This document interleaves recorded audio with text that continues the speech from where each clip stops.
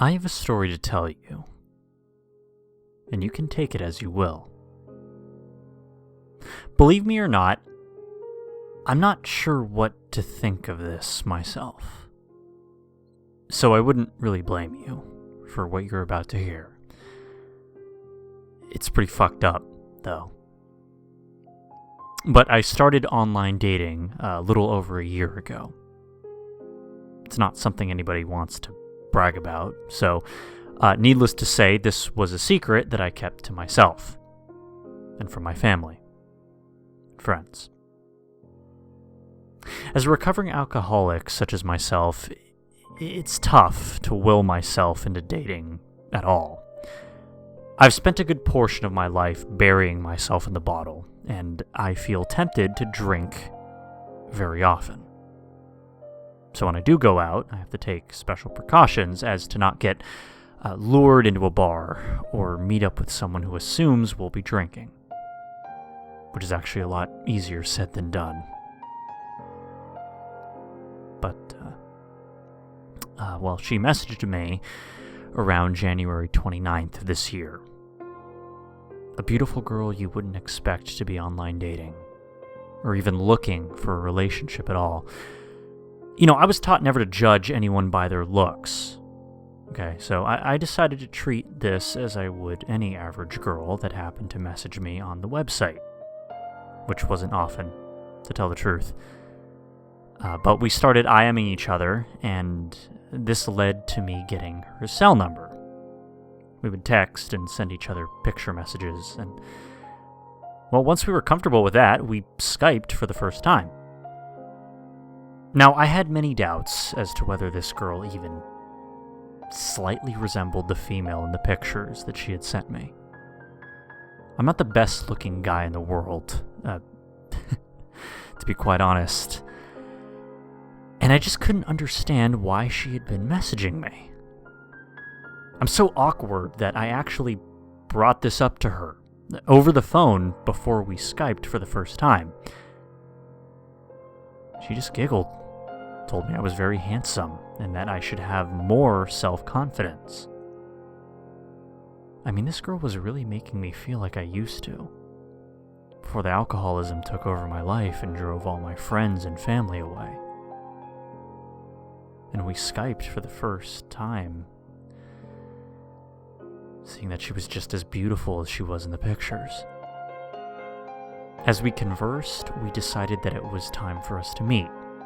Now, this was around the middle of February of this year, and she lived out in the middle of the state, and it would take about 2 hours to get to her. But I convinced myself that it was worth the drive. I entered my car at around 6 p.m. I had just gotten off work and was tired. But it was the day that we had agreed upon meeting. She told me that I could come right over to her house. She would cook me dinner. We'd watch a movie together. You know, I never had a woman do that for me before, and I gotta be honest, I was looking forward to it. As I continued on my way to her house, it was getting dark, but I kept passing these strange-looking buildings as I got farther and farther out into the country. I couldn't read what any of the buildings had written, but each one of them had this insignia on the front. I know I had seen this insignia before, just really couldn't put my finger on it. Plus my mind was sort of preoccupied with thoughts of the coming evening. As I continued my way to her residence, I had to take several back roads that had 0 streetlights, 0 cars on the road beside me, and covered in thick brush of woods. Anyone who lives in the southern United States knows what's up and what types of roads these are. I was in the sticks, for sure. And when I got to her house, I was surprised at how nice it was. 2 stories, in good condition, with a gate and a huge property on top of that. I mean, the house was beautiful. And she came out and greeted me, and was stunning. I was left breathless. We entered the house, and it was just as beautiful inside as out, and I was beginning to feel severely out of place in this almost mansion-esque estate. No one else was home besides her. And dinner was ready. And I was hungry. The meal was a standard meat, starch and vegetable dish. Meat was pretty chewy, almost gamey. The potatoes were overcooked and the spinach was sour, but, I didn't care. This was my dream girl. And later in the evening, after the movie ended, she asked me to stay the night, and of course, I accepted her invitation. As we lay in bed, we asked each other a plethora of questions. I told her my life story, the alcoholism included. She just looked at me with these caring eyes, almost like she could feel my pain physically. She looked ill, actually. Then she began to tell me her story, and I immediately felt the mood change from my somber story into a very light story of a loving family. I felt bad for bringing the mood down earlier, but I was relieved that she didn't have a troubled past. Or so I thought, anyway. Her father was a colonel in the military, her mother a stay-at-home mom who had looked after her, and her older sister their whole lives. They moved around a lot until her father received his colonel rank, and they decided to stay in the southern area until he retired. This was around the time of her 9th birthday party. And her story seemed normal enough, right? But as she started talking about her life growing up in this town, I began to feel a change in her tone. She seemed like she was actively avoiding something. Her eyes stopped meeting mine, and she continued this story of an apple pie sort of life. So I decided to push the issue. I asked her how her relationship with her father was. She shot me a look that, if I hadn't known any better, I would have assumed was a glare. She told me that her father wasn't always around. Even when he retired, he would go to these meetings. He would take her older sister with him, and she started becoming jealous of their relationship. She would cry to her mother, asking why Daddy didn't love her and why he never wanted to take her anywhere. She told me her mother would always say the same thing. They're at a big grown-up party, and when you get to be her age, I'll take you as well. She would frequently ask her sister what the parties were like, but she was never honest with her. And years went by, and while she still longed for the relationship with her father, she knew that eventually the two would bond. It wasn't long after her 12th birthday that she was told she would be accompanying her father and sister to the parties. The night before, her sister told her that there was some things she might not like about the parties at first, but soon she would learn to just accept them. Maybe even start to like it.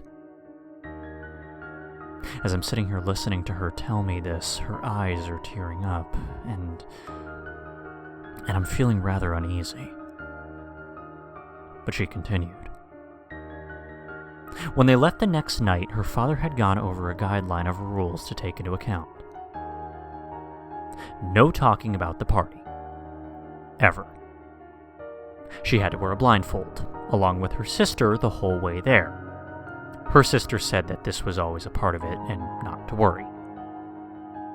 Once at the party, she was not allowed to look a single adult in the eyes or she would be severely punished.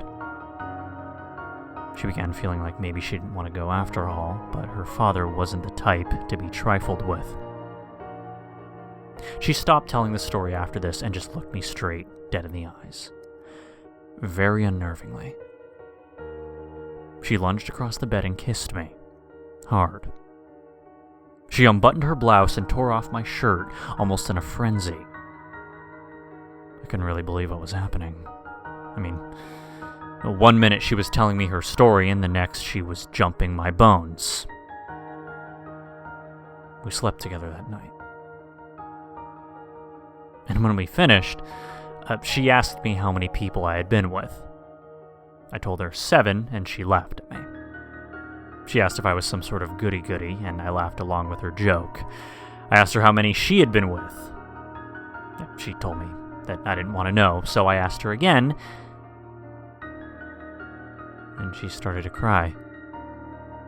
I was definitely starting to think that there was something wrong with this girl. She tried to continue her story right where she left off, but I stopped her. How many? I asked. She looked at me with tears in her eyes. Over 200. I didn't know what to say. She asked me to save her. Please, she begged, take me away from this house. I got up off the bed and started putting my clothes back on, and she told me how her father would take her and her sister to these parties. To be raped by members of her father's club, as she called it. Every week, along with her sister, and she couldn't do anything about it. She had tried to tell her mother. She had tried to tell anyone that would listen. Police, teachers, but it seemed no one in the community would believe that her father would ever do anything like that.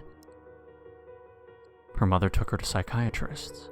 She spent a year in a psych ward, where she was convinced that it was a series of nightmares that she had made up due to the subconscious fear of her father dying in war.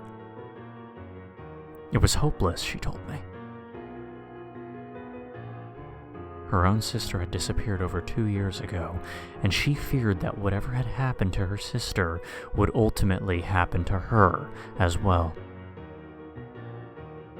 She stood there begging me to help her, and I didn't know what to say. So I got in my car and drove away. I saw her staring out of her bedroom window out at me. She had been sobbing so uncontrollably that I can still hear her cries for help. I tried contacting her about a month later. Her phone number was disconnected. Her dating profile on the website was taken offline, and her Skype account deleted. I never went back to her house. I've thought about it, believe me, but what would I say? What could I say?